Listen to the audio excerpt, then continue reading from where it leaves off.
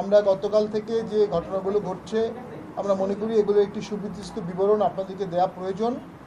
আমরা খুব দুঃখ পেয়েছি, কষ্ট পেয়েছি যে আমাদের অত্যন্ত প্রিয় নুরু উনি আহত অবস্থায় হসপিটালে আছেন। আমরা দোয়া করি উনি খুব দ্রুত আরোগ্য লাভ করুক। ওনাদের সাথে আমাদের ব্যক্তিগত সম্পর্ক অত্যন্ত ভালো, পার্টির চেয়ারম্যানেরও ব্যক্তিগত সম্পর্ক ওনার সাথে ভালো। তো আমরা দোয়া করছি যেন উনি খুব দ্রুত সুস্থ হয়ে আবার দেশে গঠনের কাজে ফিরে আসতে পারেন। পাশাপাশি গতকালকে যে ঘটনাটি ঘটেছিল, আমাদের অফিস দিয়ে একটি মিছিল যাওয়ার সময় সেখান থেকে অনেক বড় বড় ঢিল দেওয়া হয়। অনেক বড় ঢিল দেওয়ার কারণে স্বাভাবিকভাবেই অনেকেই আহত হয়েছেন।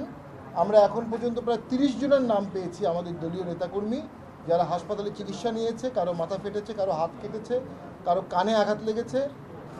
যে বড় বড় ইটগুলো ছুঁড়ে মারা হয়েছিল সেগুলো যদি স্পর্শকাতর জায়গায় পড়তো তাহলে কালকে আমাদের নেতাকর্মী মৃত্যুবরণও করতে পারত।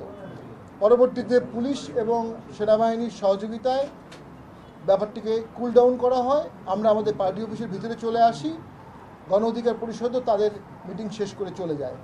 কিন্তু পরবর্তীতে আমরা দেখতে পারি আবার 7:30টার সময় একটা মশাল মিছিলের আহ্বান জানানো হয় এবং বিপুল পরিমাণ বেশ কিছু লোকজন, কিছু ভাড়াটিয়া লোকও সেখানে ছিল, তারা মশাল দিয়ে আমাদের পার্টি অফিসে আগুন দেওয়ার জন্য আসে। এই সময় পার্টি অফিসে অনেক নারী ছিল, আমাদের পার্টির চেয়ারম্যান ম্যাডাম ছিলেন, পার্টির চেয়ারম্যান ছিলেন, আমি ছিলাম, অনেক প্রেসিডেন্ট সদস্য ছিল, অনেক কেন্দ্রীয় কমিটির সদস্যরা ছিলেন, নারী ছিলেন, সাবেক সংসদ সদস্য ছিলেন। ফলে আমাদের নেতাকর্মীদের সাথে একটি সংঘাতময় পরিস্থিতি হয় এবং পুলিশ গিয়ে তাদেরকে ঠেকানোর চেষ্টা করে। আমরা দেখি তারা পুলিশের ওপর আঘাত করে, এটা আমরা দেখেছি, বেশ কয়েকজন পুলিশ আঘাতপ্রাপ্ত হয়েছেন।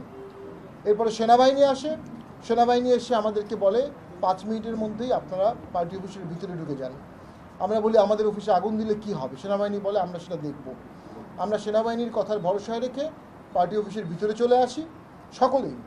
আমাদের কোনো পার্টি অফিসের বাইরে কোনো লোক ছিল না। সেনাবাহিনী তাদেরকে বোঝার চেষ্টা করে, 10 মিনিট সময় দেয়, মাইকিং করে, বারবার চেষ্টা করে। এক পর্যায়ে আমরা দেখতে পারি, শুনতে পারি তারা সেনাবাহিনীর উপর চড়াও হয়ে সেনাবাহিনীরও কিছু সদস্যকে আঘাতপ্রাপ্ত করে। ইউনিফর্ম পরা পুলিশ এবং ইউনিফর্ম পরা সেনা সদস্যকে এভাবে আঘাত করা রাষ্ট্রদ্রোহিতার সামিল, রাষ্ট্রের মূল কাঠামোয় চির ধরার সামিল। পরবর্তীতে সেনাবাহিনী একটা পর্যায়ে ডিসব্যান্ডেল করার জন্য যৌথ বাহিনী সেখানে লাঠিচার্জ করে।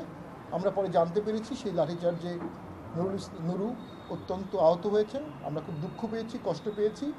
আমরা সেনাবাহিনীর এবং যৌথ বাহিনীর কথা শুনে পার্টি অফিসের ভিতরে চলে আসার পর থেকে আর কোনো প্রকার আমরা কেউ বাইরে যাইনি। লাঠিচার্জের সময় সেখানে জাতীয় পার্টির কোনো সদস্য ছিল না, রাস্তায়ও ছিল না, সেখানেও ছিল না। তো আমরা মনে করি এই ঘটনার একটি সুষ্ঠু তদন্ত হোক। একটি দলের আদর্শ বা কর্মসূচি হতে পারে না যে আরেকটি দলকে ব্যান করতে হবে। একটি দলের আদর্শ বা কর্মসূচি হতে পারে না যে অমুক দলের চেয়ারম্যানকে অ্যারেস্ট করতে হবে। জাতীয় পার্টি শান্তিপ্রিয় দল, গঠনতান্ত্রিক রাজনীতি করে, সংবিধান মেনে চলে, নিবন্ধিত দল হিসাবে রাজনীতি করে এবং সে রাজনীতিতে কেউ পক্ষ হতে পারে, কেউ বিপক্ষ হতে পারে। কিন্তু জাতীয় পার্টিকে ব্যান করা, জাতীয় পার্টিকে রাস্তায় নামতে না দেয়া, জাতীয় পার্টিকে দোসর বলা, এই ধরনের ট্যাগিং রাজনীতির মাধ্যমে দেশে নব্য মপতন্ত্রের সৃষ্টি হচ্ছে, দেশে গণতন্ত্র হোঁচট খাচ্ছে, দেশে বিভাজনতন্ত্র প্রতিষ্ঠিত হচ্ছে। যে ঐক্যের ভিত্তিতে বাংলাদেশ সৃষ্টি হয়েছিল সে ঐক্যে চির ধরছে। এই চির ধরা অনেকের দেশ যে কোনো সময় খাদের কিনারে পড়ে যেতে পারে।